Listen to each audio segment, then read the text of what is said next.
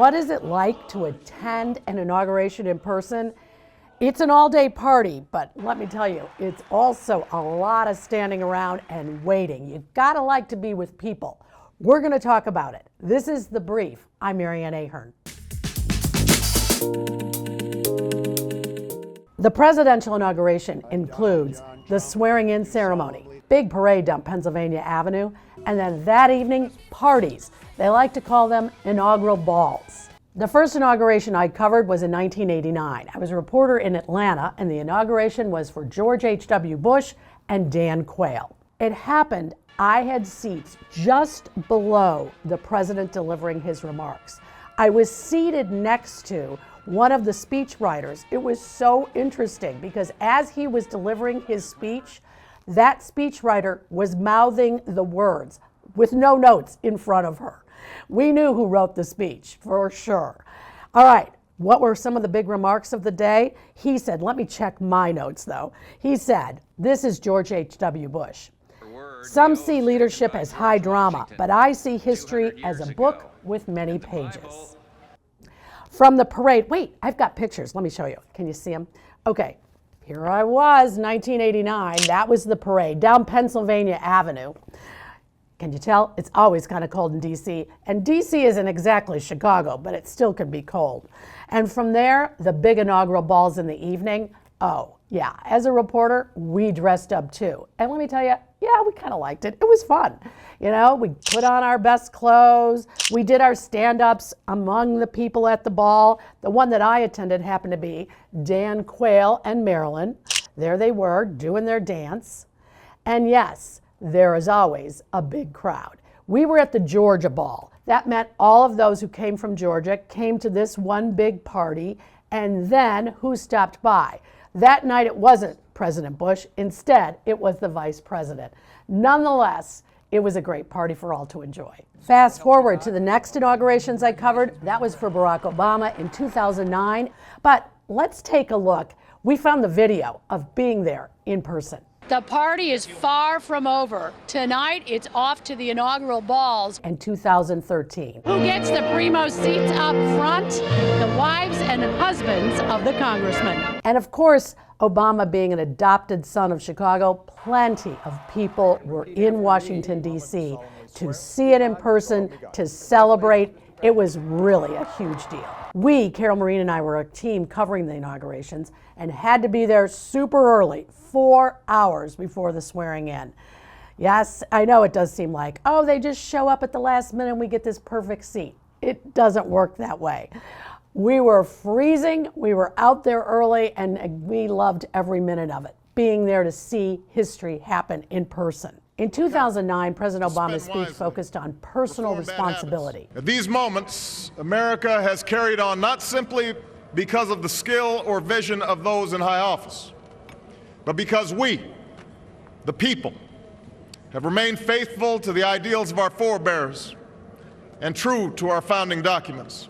In 2013, the theme was more about hope and what the U.S. must do to be a source of hope. Each time we gather to inaugurate a president, we bear witness to the enduring strength of our Constitution. We affirm the promise of our democracy. I returned for the first Trump inauguration in 2017. And before the actual swearing in, I was there a day or so early, and there was a final press conference in the White House briefing room. You've seen it, I'm sure. Have you watched any of those press conferences? You know, the room, and it's all blue. It has the small sign behind it that says the White House.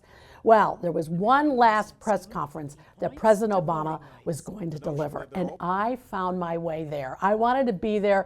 I thought there was a real slight chance maybe he'd call on me. He did not.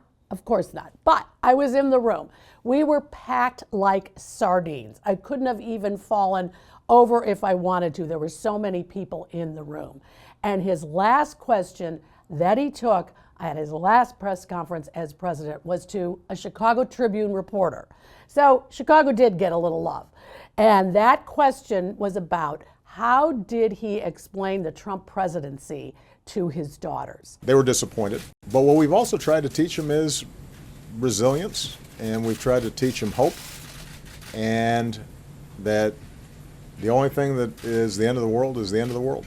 It was a good one. It was a good question. And it was just great to be there again, to be in the room where it happens. You know, we tried to act like we knew what we were doing. We didn't want anybody to kick us out. So we just made our way in. We had the credentials and we were there.